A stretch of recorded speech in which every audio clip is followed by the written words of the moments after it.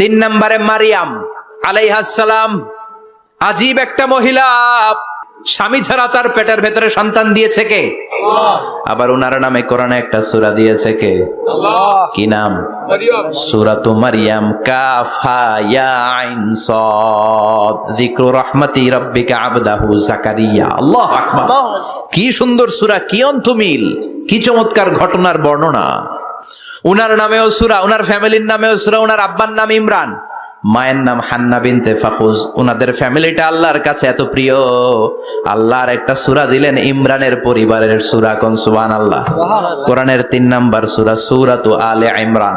কি নাম? সূরাতু আলে ইমরান। আবার কোরআনে আল্লাহ ওনাকে বলেছেন সিদ্দিকা, মানে সত্যবাদী নারী।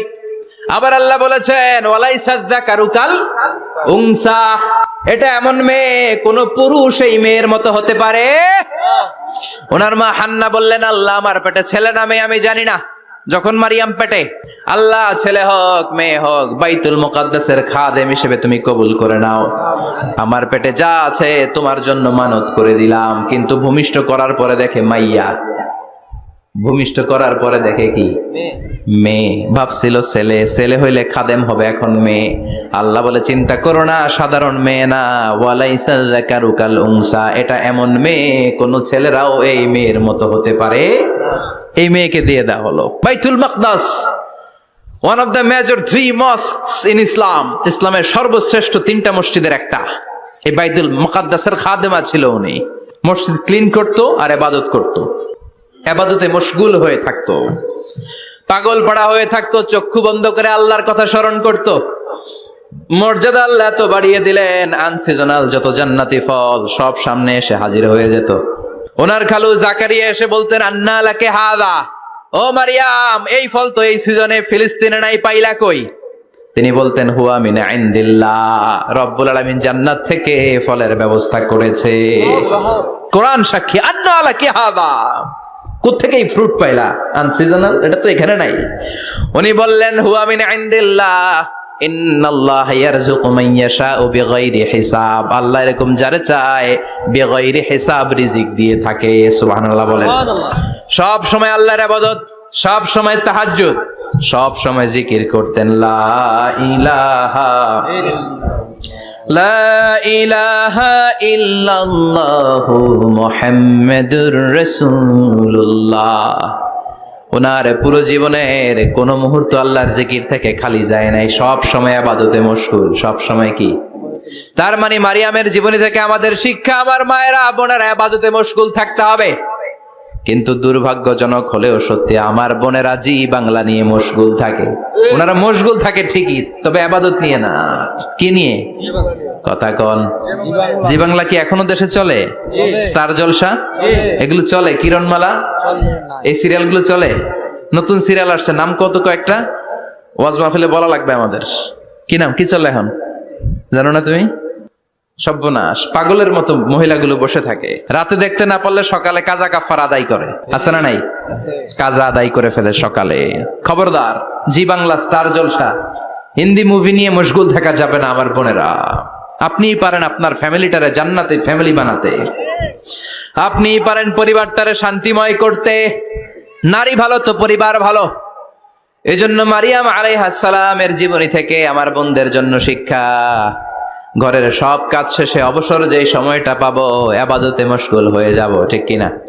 ইবাদতে মশগুল থাকার দরকার আছে না নাই? তাহলে মারিয়ামের মতো আপনাদের মর্যাদাও বাড়িয়ে দিবে কে? কয়জনের জীবনী গেল? আর বাকি কয়জন শুনবেন? কষ্ট হচ্ছে? এরপরে বিশ্বনবীর প্রথম বউ খাদিজা। কি সুন্দর নাম, খাদিজা বললে ভালো লাগে না? প্রথম নারী যিনি কালিমা পড়ে ইসলাম ধর্ম গ্রহণ করেছেন, আমাদের আম্মা জান। বিশ্বনবীর প্রথম বউ, 25 বছর বিশ্বনবীর সাথে সংসার করেছেন, 3 বছর বিশ্বনবীর সাথে জেল খেটেছেন, শিয়াবে আবি তালেবে। কেমন বউ? জামাইও জেলখানায়, বউ জেলখানায়। বিশ্বনবীর সবগুলো বাচ্চা সন্তান ছেলে মেয়ে এই মহিলার গর্ভ থেকে এসেছে, একজন ছাড়া, ইব্রাহিম। ইব্রাহিম বিশ্বনবীর আরেক বউ মারিয়ার গর্ভে এসেছে, বাকি সব খাদিজার গর্ভে। যে আমরা ফাতেমা, বিশ্বনবীর কন্যার নাম কি? ফাতেমার মায়ের নাম কি? খাদিজা। সুবহানাল্লাহ। ফাতেমা, রুকাইয়া, উম্মে কুলসুম, জায়নাব, এই চারজনের মাই খাদিজা। আবার আব্দুল্লাহ, কাসেম, এদের মায়ের নামও খাদিজা। বিশ্বনবীর সব সন্তান এসেছে খাদিজার পেট থেকে। বরকত বেশি না কম? বিশ্বনবী ভয় পেলে খাদিজার কাছে গেলে ভয় কেটে যেত, সাহস যোগাতেন, শেল্টার দিতেন, ছাতার মতো মাথার উপরে দাঁড়িয়ে থাকতেন। আল্লাহু আকবার।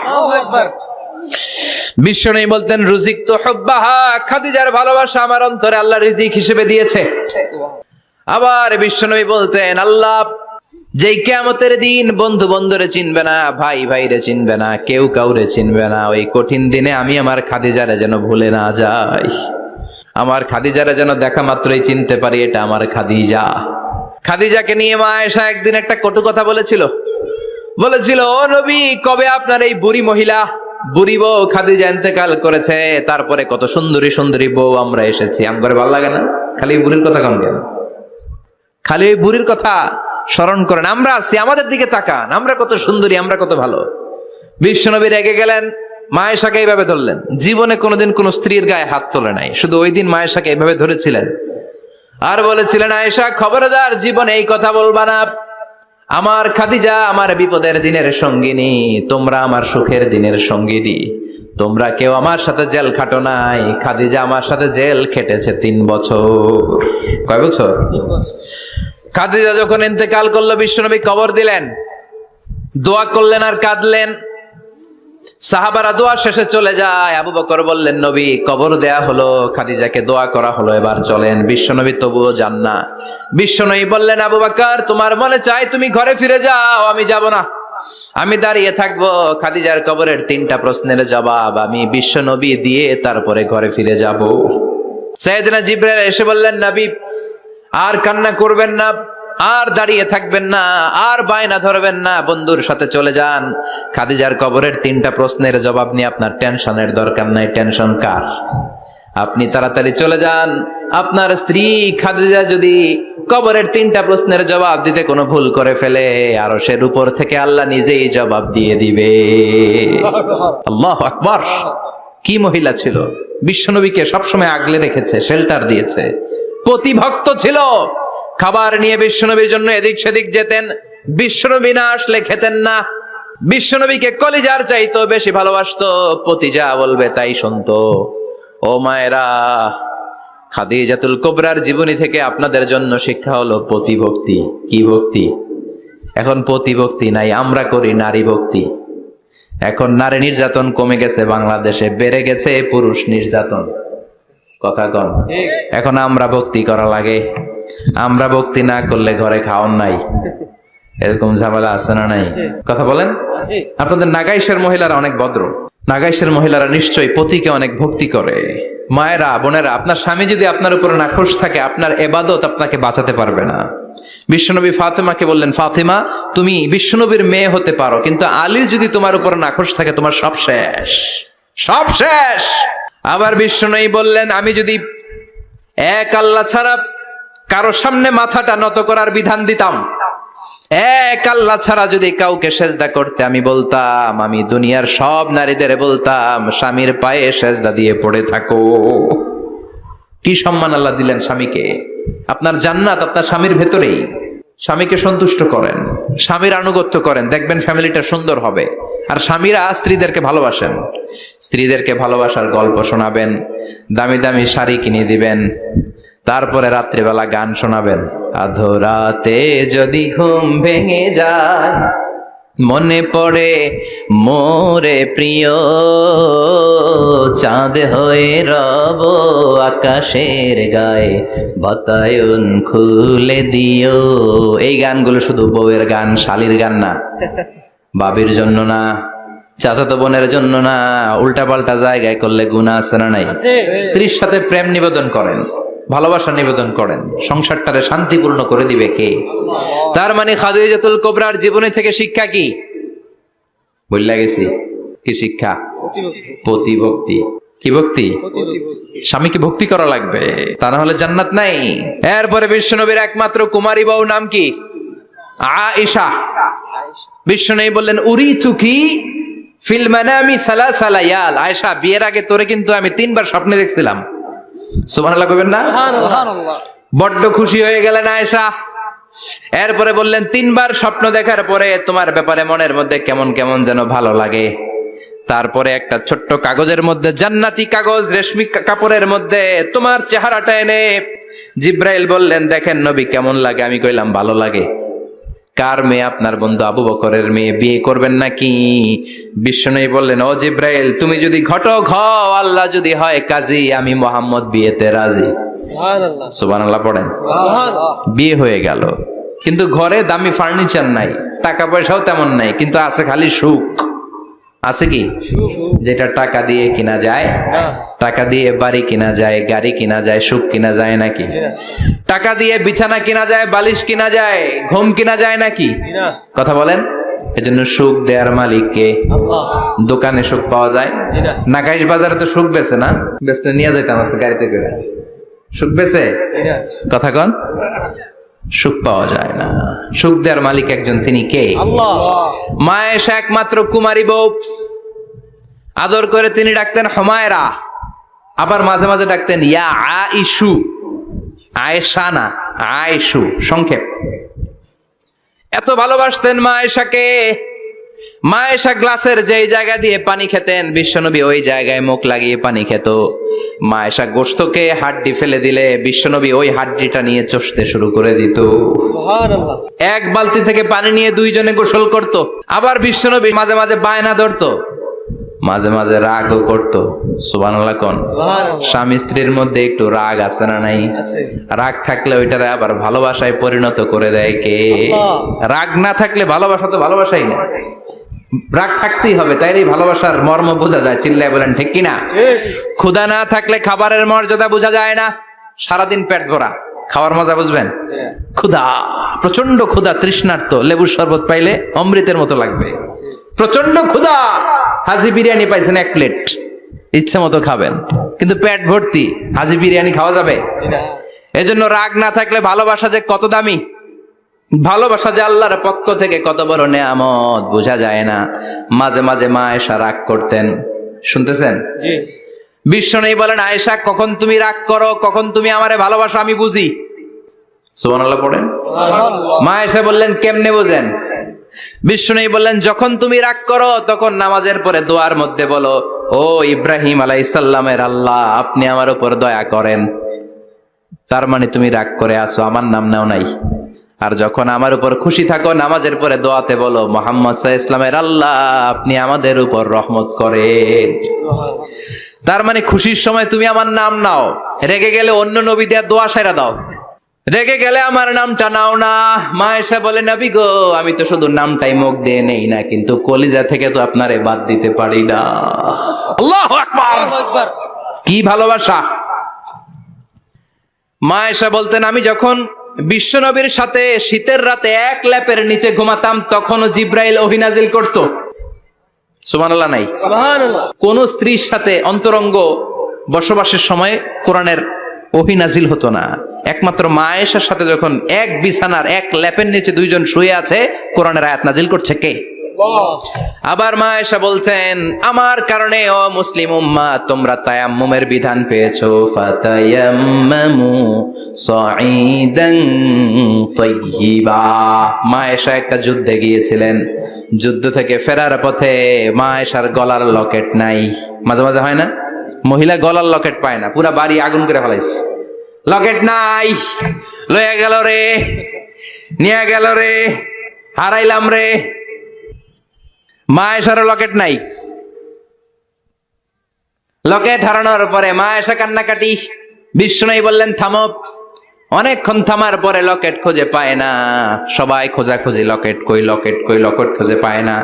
ওদিক দিয়ে মাগরিবের নামাজের সময়ও শেষ, নামাজের সময় শেষ। আর যেই জায়গায় লকেট খোঁজার জন্য থামা হয়েছে, ওই জায়গায় আবার পানি নাই, পানি সামনে, পানির দিকেও যেতে পারে না, লকেটও খুঁজে পায় না, নামাজও পড়া যায় না। সব সাহাবীরা মিছিল শুরু করছে, আবু বকর রে ধর, ধর, ধর, আবু বকর রে ধর। আবু বকরের মেয়ের কারণে নামাজ আমাদের চলে যাচ্ছে। সাইয়েদনা আবু বকর ঘটনা বেসামাল দেখে আয়েশার কাছে গেল, যে দেখে বিশ্বনবী মা আয়েশার কোলের মধ্যে, ল্যাপের মধ্যে মাথা দিয়ে শুয়ে আছে। রাগের চোটে বুখারীর বর্ণনা, আঙ্গুল নিয়ে মা আয়েশার পেটের মধ্যে দিল এক খোঁচা। লকেট হারাইলি কেন ক? তোর জন্য বাইরে মিছিল চলে, তোর জন্য বাইরে সব সাহাবারা বলে নামাজ পড়তে হবে, সময় নাই। ও আবু বকর, আপনার মেয়ের কারণে এই কাণ্ড। খাসরা মানে কুমর। আবু বকর মা আয়েশার খাসরাতে এত জোরে গুতা মেরেছেন, মা আয়েশা বললেন এই গুতার কারণে আমি অনেক দূরে চলে যাওয়ার কথা ছিল ব্যথার চোটে, কিন্তু যাই নাই, কারণ কোলে কে? কোলের মধ্যে বিশ্বনবীর মাথা, নড়ে গেলে বিশ্বনবীর ঘুম ভেঙে যাবে, ব্যথাটা হজম করেছি, নড়ি নাই। আল্লাহ তখন আয়াত নাজিল করলেন, ফালাম তাজিদু মাআন ফাতায়াম্মামু সাঈদান তাইয়্যিবা। ও সাহাবারা, মিছিল বন্ধ করো। কোন নারীর বিরুদ্ধে মিছিল করো? এই নারীর সাথে তো বিয়ে আমি সরাসরি বিশ্বনবীর দিয়েছি। যাও, ওজুর জন্য টেনশনে ছিলা, টেনশনের দরকার নাই। আয়েশার কারণে আজকে নতুন করে একটা বিধান দিলাম, আজ থেকে যদি ওজুর পানি না পাওয়া যায়, বালুর মধ্যে 2 হাত বাড়ি মেরে তায়াম্মুম করো, নামাজ পড়ে নাও, কবুল করে নিবে কে? এই মা আয়েশার লকেট হারানোর কারণে তায়াম্মুমের বিধান নাজিল হয়েছে। কোন সুবহানাল্লাহ।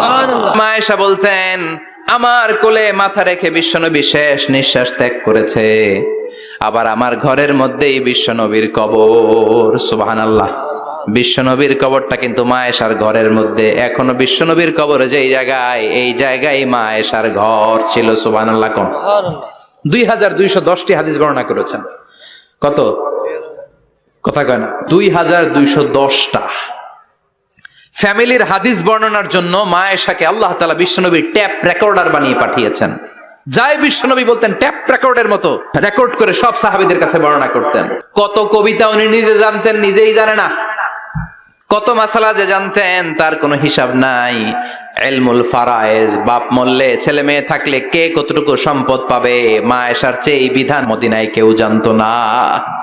বিশ্বনবীর ইন্তেকালের পরে সাহাবাদের মধ্যে কোনো মাসালা নিয়ে কনফিউশন হলে সব সাহাবারা আম্মা জান আয়েশার কাছে এসে সলিউশন নিয়ে যেতেন। সুবহানাল্লাহ। কোন বিশ্বনবী যা বলেছেন সব মুখস্থ রেখেছেন, সব জ্ঞানের কথা ছড়িয়ে দিয়েছেন, সব সময় পড়াশোনা করতেন। সুবহানাল্লাহ। তার মানে মা আয়েশার জীবনী থেকে আপনাদের জন্য শিক্ষা হচ্ছে জ্ঞানার্জন, জ্ঞানানুরাগী হতে হবে। কি হতে হবে? জ্ঞানানুরাগী। বুখারীর বঙ্গানুবাদ পাওয়া যায়, কোরআনের বঙ্গানুবাদ পাওয়া যায়, ইসলামিক অনেক ভালো ভালো রাইটারের বই পাওয়া যায়, ঠিক কিনা? এগুলো পড়ার দরকার আছে না নাই? অনেকে বলে, হুজুর আমার ছেলেটা মোবাইল ছাড়া কিছু বোঝে না। কি কয়? মোবাইল ছাড়া কিচ্ছু বোঝে না। হুজুর মোবাইল দিলে ঠান্ডা, মোবাইল নিলে কান্দে, এরকম আছে না নাই? এর কারণ হাজব্যান্ড ওয়াইফ দুইটার কাছে সবসময় মোবাইল। কথা কন। বাবার কাছেও মোবাইল, মায়ের কাছেও মোবাইল, তো ছেলে মোবাইলের জন্য কাঁদবে না তো কি করবে? বাবার হাতেও যদি বই থাকে, মায়ের হাতেও যদি বই থাকে, ছেলে মোবাইল চাবে নাকি? ছেলেও চাবে বই, ছেলে চাবে কি? কথা বুঝতে পেরেছেন? এই জন্য জ্ঞান অনুরাগী হতে হবে মা আয়েশার মতো। মা আয়েশা 2210টা হাদিস মুখস্থ করেছে, আপনি কয়টা করছেন? উনি পারলে আপনি পারবেন না কেন? মায়েরা শুনতেছেন তো? আশা করি আপনারা শুনতেছেন। তাহলে মা আয়েশার জীবনী থেকে আমরা শিক্ষা পেলাম, জ্ঞান চর্চা করতে হবে। সর্বশেষ কোন নারী? কথা কন। ফাতিমা রাদিয়াল্লাহু তাআলা আনহা, বিশ্বনবীর কলিজার টুকরা। চাচাতো ভাই আলীর সাথে বিয়ে হলো। আলী যখন প্রস্তাব দিল ফাতেমার কাছে, যে বলে, ও ফাতেমা রাজি আছো কিনা? চুপচাপ, কথা কয় না। বিশ্বনবী বুঝলেন রাজি, দুইজনকে বিয়ে পড়িয়ে দিলেন। বিয়ে পড়িয়ে দুইজনকে দাঁড় করিয়ে দিয়ে বিশ্বনবী ওযু করলেন। ওযু করার পরে সামান্য কিছু ওযুর পানি ছিল, আলীর মাথার মধ্যে ছিটিয়ে দিলেন, বরকতের পানি। সুবহানাল্লাহ কইবেন না? সুবহানাল্লাহ। ওযু করে সাইয়েদনা আলীর মাথার মধ্যে ছিটিয়ে দিলেন আর দোয়া করে দিলেন, বারাকাল্লাহু লাকুমা ওয়া বারাকা আলাইকুমা ওয়া জামাআ বাইনাকুমা ফি খাইর। আল্লাহ তোমাদের দুইজনকে বরকত দিয়ে দাম্পত্য জীবন শুরু করার তৌফিক দান করুক। আবার দোয়া করলেন, আল্লাহুম্মা বারিক লাহুমা ফি বিনাইহিমা, ওদের সম্পর্কে বরকত দেন। ওয়া নাসালিহিমা শিবলিহিমা, ওদের গর্ভে যে সন্তান আসবে এগুলোর শ্রেষ্ঠ সন্তান বানান। 1 বছরের ব্যবধানে ঘরটাকে আলোকিত করে প্রথম সন্তানের জন্ম হাসান। সুবহানাল্লাহ। হাসান রে বিশ্বনবী এত আদর করেছেন, বিশ্বনবীর কাছ থেকে এত আদর কেউ কোনোদিন পায় নাই। হাসান রে বিশ্বনবী ডাকতেন লুকা। বুখারীর বর্ণনা। শব্দটা কি? লুকা মানে পিচ্ছি। ছোট বাচ্চাদেরকে আপনারা কি কন? আরে পিচ্ছি তো আমি কইছি, আপনারা কি কন? নাগাইছে কি বলেন? বাচ্চা বলেন, বাবু বলেন, আর কিছু কি বলেন? আর আর কিছু নাই। তাহলে এই যে বাবু পিচ্ছি, হ্যাঁ, এই বাবু পিচ্ছি আরবি হচ্ছে লুকা। বিশ্বনবী ফাতেমার ঘরে এসে বলতেন, আইনা লুকা, পিচ্ছিটা কই রে? আমার হাসান কই, আমার নানা ভাই কই? আর বিশ্বনবীর আওয়াজ শুনলে হাসান এসে বিশ্বনবীর কাঁধে, আল্লাহু আকবার। আল্লাহু আকবার। বিশ্বনবী বলতেন, ফাতেমা আমার কলিজার টুকরা, যে ফাতেমারে কষ্ট দেয় সে আমারে কষ্ট দেয়, ফাতেমারে আনন্দ দেয় মানে আমি বিশ্বনবীরে আনন্দ দেয়। এই ফাতেমা সব সময় পর্দায় থাকতেন, দিনের বেলা বেরোতেন না, সারা দিনে টয়লেট করতেন একবার, সেটাও করতেন রাত্রে, যাতে দিনের বেলা কেউ তারে না দেখে। কি ব্যালেন্স লাইফ, কি ব্যালেন্স লাইফ! রাতে একবার টয়লেটে যাওয়া মানে কি সারাদিন খাওয়া দাওয়া এরকম ব্যালেন্স করে করতেন। কেউ দেখতে পারে না ওনারে কেমন ছিল, কেউই জানতো না। এমন ভাবে চলাফেরা করতো, কোনো পুরুষদের সামনে দিয়ে কখনো যেতেন না। এই জন্য ইন্তেকালের আগে আলীকে বললেন, আলী, বিশ্বনবীর ওসিয়ত অনুযায়ী কিছুদিন পরে আমি আমার বাবার সাথে সাক্ষাৎ করব। ইন্তেকালের সময় বেশি লোক আমার জানাজাতে আসার দরকার নাই, নিজেরা দোয়া করে দিলে চলবে। আর আমার জানাজার খাটিয়ার উপর দিয়ে বিশাল একটা বোরকা দিয়ে দিও। এটার আরবিতে বলে নাউশ। কি বলে? এই প্রথম কোন নারী তার খাটিয়ার উপরে নাউশ ব্যবহার করেছে, জন্য এটাকে বলে সুন্নাতু ফাতিমা, ফাতেমার সুন্নাত। সাইয়েদাতুনা ফাতেমার আগে কেউ জানাজার খাটিয়াতে নাউশ ব্যবহার করে নাই। আল্লাহু আকবার। আল্লাহু আকবার। আলীকে বলে গেলেন, আলী, অল্প কয়েকজন পুরুষ নিয়ে জানাজা দিও, বেশি মানুষের কাছে আমার নিও না। দুনিয়ার বুকে আমি লুকিয়ে লুকিয়ে চলতাম, মরার পরে লুকিয়ে লুকিয়ে আল্লাহর কাছে চলে যেতে চাই, পুরুষদের সামনে আমার নিও না। ও মা, এই ফাতেমার জীবনী থেকে আপনার জন্য শিক্ষা হলো পর্দা। সব সময় এই পর্দাটা দেহে থাকার দরকার আছে না নাই? রাজি আছেন তো? তাহলে এই 6 জন নারীর জীবনে যদি আমার মায়েরা পড়ে, আমার মায়েরা বোঝে, ওই মায়েরা বিপদগামী হতে পারে নাকি? হতে পারে। তাহলে 6 জনের আবার রিভাইজ করে চলেন। প্রথমে বললাম কার কথা? হাজার। হাজারের জীবনী থেকে শিক্ষা কি? আল্লাহর উপর তাওয়াক্কুল। 2 নম্বরে বললাম কার কথা? আসিয়ার কথা। আসিয়ার জীবনী থেকে শিক্ষা হলো ইমানের পথে অবিচল থাকতে হবে, ঠিক কিনা? তারপরে মারিয়ামের জীবনী থেকে শিক্ষা হলো সব সময় ইবাদতে মশগুল। খাদিজার জীবনী থেকে শিক্ষা হলো প্রতিভক্তি, স্বামীর প্রতি আনুগত্য। মা আয়েশার জীবনী থেকে শিক্ষা হলো জ্ঞান অর্জন করতে হবে কার খুশির জন্য? আর ফাতিমার জীবনী থেকে শিক্ষা হলো সব সময় পর্দা গায়ের মধ্যে থাকার দরকার আছে না নাই? মানতে রাজি আছেন? এই 6 জনের জীবনী গ্রন্থ কিনা যাবে না? কিনতে রাজি আছেন তো? কথা কয় না? সবাই রাজি? নারীদের জন্য জান্নাতে যাওয়া সহজ, a very easy way. Our beloved prophet Muhammad has prescribed a very easy way to enter the paradise for the women. নারীদের জন্য জান্নাতে যাওয়ার সহজ শর্টকাট। মায়েরা আবার কান খাড়া করেন খরগোশের মতো, শর্টকাট বলে দিয়ে যাই। আল মারআতু ইযা সাল্লাত খামসাহা, বিশ্বনবী ফরমান 4টা কাজ যে নারী দুনিয়ার বুকে করবে, ওই নারীর জন্য জান্নাতের 8টা দরজা খুলে দিবে কে? আল্লাহ। 1 নম্বর, আল মারআতু ইযা সাল্লাত খামসাহা, 5 ওয়াক্ত নামাজ যে মেয়েরা পড়বে, সামাত শাহরাহা, যারা রমজানের রোজা রাখবে, আতাআত বালাহা, স্বামীর আনুগত্য করবে, হাফিজাত ফুরুজাহা, লজ্জাস্থানের হেফাজত করবে। এই 4টা কাজ যে নারীরা করবে, 8টা জান্নাতের দরজা তাদের জন্য খুলে দিবে কে? আল্লাহ। সহজ হয়ে গেল না? মাত্র 4টা। কয়টা? 4টা। আরো জোরে বলেন, কয়টা? 4টা। মাত্র 4টা কাজ। আর কিছু কাজ করতে বিশ্বনবী নিষেধ করেছেন। জামার উপর দিয়ে পারফিউম মেখে যেতে নিষেধ করেছেন মুহাম্মদ সাল্লাল্লাহু আলাইহি ওয়াসাল্লাম। আইয়ুমা ইমরাআতিন ইস্তাআতারাত, যেই মহিলারা পারফিউম মেখে বের হলো পুরুষদের দৃষ্টি আকর্ষণের জন্য, কিয়ামতের দিন জিনাকারিনীদের কাতারে ওদেরকে দাঁড় করাবে কে? আল্লাহ। অনেক মহিলারা আছে ঝাঁঝালো পারফিউম দেয়, আছে না? টেম্পুর মধ্যে বসাই যায় না, না? সিএনজিতে বসছেন, এদিকে বসছে খালাম্মায়, হায় হায়। মায়েরা খেয়াল করে শুনেন, আপনাদের ড্রেস কেমন হবে? নাম্বার 1, আপনার পুরো দেহটা ঢাকা থাকতে হবে। যে ড্রেস পরবেন, you should cover your whole body. শুধু হাতের এই 2 কবজি আর চেহারা খোলা রাখতে পারবেন, তবে চেহারা ঢেকে রাখা উত্তম। একজন মহিলা বোরকা পরছে কিন্তু চেহারা খোলা, তার হেজাব হয় নাই, পর্দা হয় নাই, এটা বলা যাবে? কিন্তু উত্তম হচ্ছে চেহারা ঢেকে রাখা, কারণ চেহারা সৌন্দর্যের রাজধানী। Face is the capital of beauty, ঠিক কিনা? চেহারা দেখলাম তো সব বোঝা গেল, ঠিক কিনা? কেমন মাধুর্যতা আছে, দেখতে কেমন সুন্দরী কিনা সব বোঝা যায়। এজন্য চেহারাটাও ঢেকে রাখবেন, চোখটা খোলা রাখবেন। বিশ্বনবীর স্ত্রী উম্মে সালামা বলে, দেখার জন্য আমার দুই চোখের দরকার নাই, লাগবে এক চোখ। উনি আরেক চোখের মধ্যে আরেক কাপড় দিয়ে রাখতেন, এমনি তাকাইতেন। সাহাবারা বলতেন, উনারা দেখলে আমরা দিতাম দৌড়, ভয় লাগতো। চোখ একটা দেখা যায় আর একটা খোলা, ওনারা দেখে আমরা এদিক সেদিক পালিয়ে যেতাম। আবার অনেক মহিলারা পা ঢাকে না, পা কিন্তু পর্দার অন্তর্ভুক্ত। সব সময় মেয়েরা পা মোজা পরে বেরোতে হবে, পা দেখানো যাবে না। হাদিসে এসেছে শুধু হাত এতটুকু, পা কিন্তু পর্দার অন্তর্ভুক্ত। উম্মে সালামা বললেন, ইয়া রাসূলুল্লাহ, আমরা তো হাঁটতে গেলে অনেক সময় পা দেখা যায়। বিষ্ণু বললেন, তাই? তাহলে এক বৃহৎ নিচ দিয়ে কাপড় বাড়াও। উম্মে সালামা বললেন, জোরে হাঁটলে তো তারপরও দেখা যাবে। বিষ্ণু বললেন, এক হাত বাড়াও, ধুলাবালি সহ টানবা, তারপরও পায়ের 1 ইঞ্চি দেখানো যাবে। তাহলে ড্রেস কোডের প্রথম নিয়ম হচ্ছে পুরো দেহ ঢাকবেন। 2 নম্বরের নিয়ম, পোশাক ঢিলে ঢালা হবে না টাইট ফিটিং? আরো জোরে বলেন।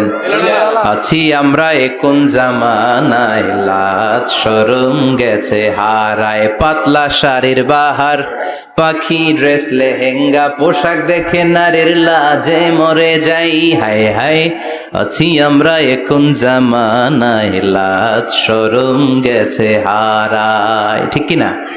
লাজ শরমের বালাই নাই। ঢিলে ঢালা হবে, টাইট ফিটিং হতে পারবে না। মোটা কাপড়ের হবে। এই যে আমার জুব্বা দেখছেন, আমি মহিলাকে পোশাক পরে ফেলেছি, কিন্তু হেরা পরে না। এরকম মোটা হবে, মোটা কাপড়, কিচ্ছু দেখা যায় না, বাইনোকুলার দিয়েও দেখা যাবে না। আবার ঢিলে ঢালা আছে না নাই? আমরা পুরুষরা যে এটা পরি, এটা দিয়ে 3 মহিলার কাপড় হয়। ঠিক কিনা? কাপড় পরতে চায় না তারা, ওদের পোশাক আমরা নিয়ে নিচ্ছি। তার মানে ঢিলে ঢালা হবে, মোটা কাপড়ের হবে, টাইট ফিটিং হতে পারবে।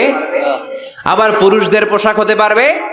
এই 4টা নিয়ম মেনে যে যেই ধরনের পোশাক পরেন, চাদর পরেন সমস্যা নাই, শাড়ি পরেন সমস্যা নাই, ব্লাউজ পরলে ফুল হাতা পরবেন সমস্যা নাই, মেক্সি পরলেও সমস্যা নাই, বোরকা পরলেও সমস্যা নাই, কিন্তু পোশাকটা শালীন পোশাক হতে হবে। কি পোশাক? সবাই বলেন, শালীন পোশাক। পুরুষদের পোশাক পরা যাবে না, কারণ বিশ্বনবী লানত করেছেন ওই নারীদেরকে, যেই নারীরা পুরুষদের মতো সাজতে চায়। এরকম আছে না নাই? দেখলে বোঝা যায় না কোনটা ছেলে কোনটা মেয়ে, আছে না নাই? ইসলাম যে মর্যাদা আপনাদেরকে দিয়েছে, আর কেউ দিয়েছে নাকি? ইসলাম বলে প্রথম সন্তান কন্যা সন্তান হলে ঘরের মধ্যে বরকত, আছে না নাই? মিন বারাকাতিল মারআতি তাবকিরুহা বিল ইনাস। একটা মেয়ের মধ্যে বরকত বেশি না কম কেমনে বুঝবেন? তার প্রথম সন্তান যদি মেয়ে হয়, তাহলে বুঝবেন এই মেয়েটা বরকতওয়ালা মেয়ে। এই মেয়ে আপনার জীবনে অনেক কিছু নিয়ে আসবে। সুবহানাল্লাহ কইতে পারেন না? কিন্তু অনেক ডাকাইত আছে, মেয়ে হইলে অখুশি হয়। ছেলে হইলে পাড়ার সবারে জিলাপি খাওয়ায়, পাড়ার সবারে মিষ্টি খাওয়ায়, মেয়ে হইলে কিচ্ছু খাওয়ায় না, আছে না নাই? কিন্তু আমরা মেয়ে হলে খুশি হব। কার কার প্রথম সন্তান মেয়ে? হাত তোলেন। হ্যাঁ, অনেকে আছে তো মাশাআল্লাহ, আপনারা অনেক বরকতময়। আলহামদুলিল্লাহ, হাত নামান। আমারও প্রথম সন্তান মেয়ে, 3টাই মাইয়া। জান্নাত একটা আমার দিয়েন।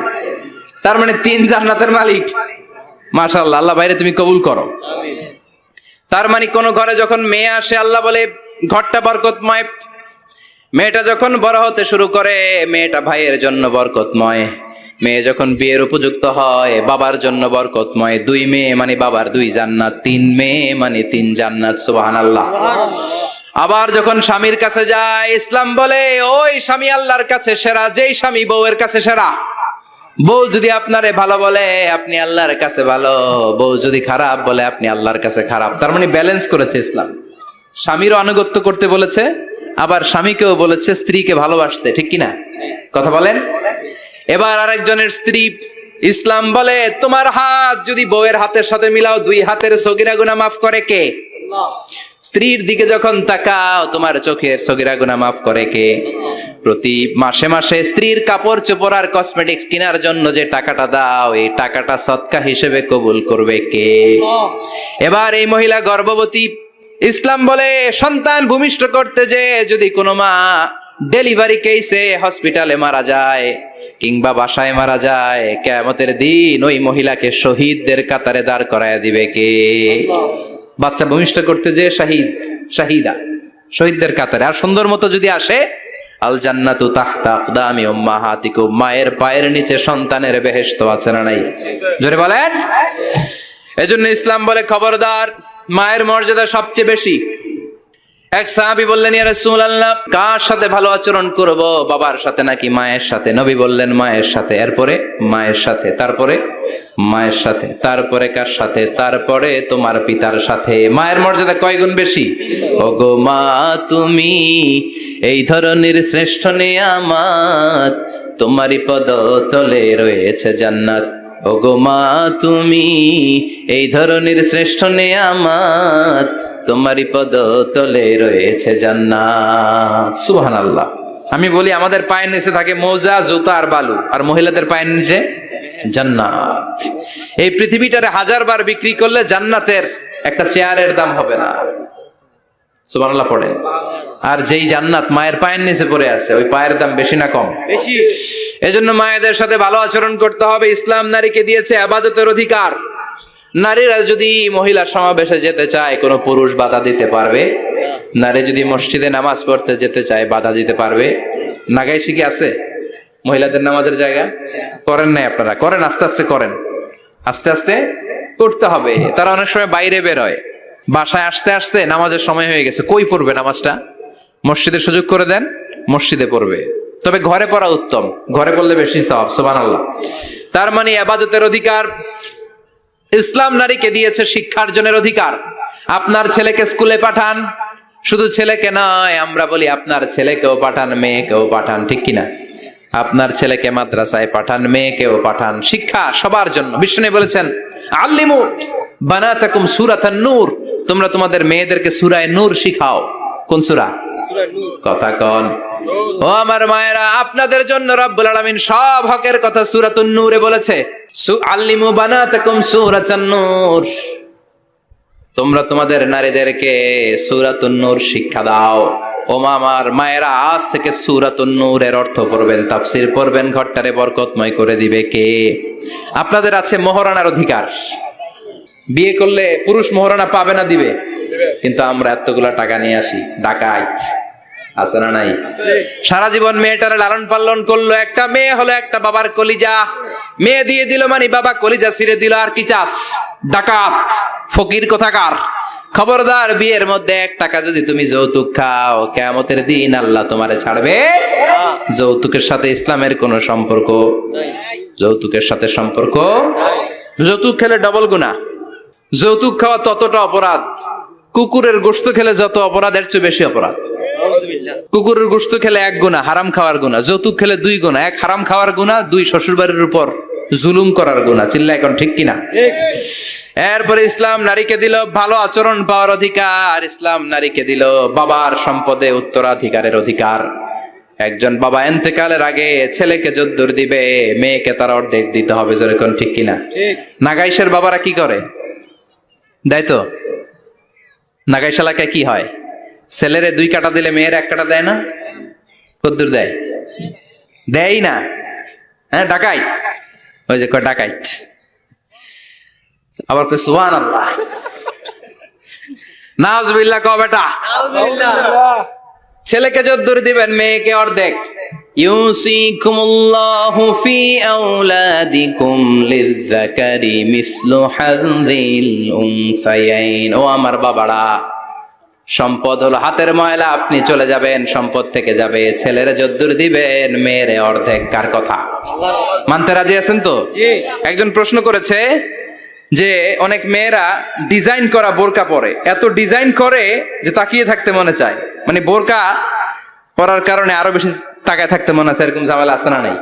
না, এরকম ঝিলিমিলি বিভিন্ন ধরনের ডিজাইন করা, অতিমাত্রায় ডিজাইন, যেটা মানুষের দৃষ্টি আকর্ষণ করতে পারে, এরকম বোরকা পরা যাবে না। বোরকা হতে হবে ঢিলে ঢালা, বোরকা হতে হবে মোটা কাপড়ের, বোরকা হতে হবে আপনার সেফ গার্ড। ওই বোরকায় যদি আপনার সর্বনাশের কারণ হয়, তাহলে তো এই বোরকা দিয়ে কোনো লাভ নাই। চিল্লা এখন ঠিক কিনা? আসসালামু আলাইকুম রাহমাতুল্লাহ। হুজুর, দত্তক পালার সুবিধা সম্পর্কে বা লাভ সম্পর্কে কিছু বললে ভালো হতো। দত্তক পালা জায়েজ আছে, ইয়াতিম হিসেবে পালবেন। বিশ্বনবী বলতেন, আনা ওয়া কাফিলুল ইয়াতীমি ইয়াউমাল কিয়ামাতি কাহাতাইন। আমি আর যারা ইয়াতিম পেলেছে তারা 2 জন একসাথে এইভাবে থাকবো। আমি এই রুমে, ইয়াতিমের রক্ষণাবেক্ষণকারী এই রুমে। সুবহানাল্লাহ। নবীর সাথে থাকবেন। তবে যেই ছেলেটাকে নিয়ে আসবেন, তাকে আপনার ছেলে হিসেবে পরিচয় দেওয়া যাবে না। সে আপনাকে বাবা ডাকতে পারবে না, সে আপনাকে চাচা ডাকবে, আঙ্কেল ডাকবে, খালু ডাকবে, যা মন চায় ডাকবে। আপনাকে আব্বা এটা বলতে পারবে না। সে বলতে পারবে চাচা, সে বলতে পারবে খালু, সে বলতে পারবে মামা। আমার বোনেরা, আপনাদের জন্য যা বলেছি কেফায়া, নাকতাফি বিহাদাল কাদার, এতটুকুই আমি যথেষ্ট মনে করি। এজন্য এই 6 জন নারীর জীবনী আমাদেরকে জানতে হবে, আমাদেরকে হেজাব পালন করতে হবে আমাদের সিকিউরিটির জন্য। ইসলাম আমাদেরকে যে অধিকার দিয়েছে কেউ দেয় নাই, ইসলাম যে বিধান দিয়েছে আমাদের ভালোর জন্যই দিয়েছে, ঠিক কিনা? আল্লাহ আমাদের সবাইকে কথাগুলো বুঝার ও আমল করবার তৌফিক দান করুক। আমরা পড়ি আমিন।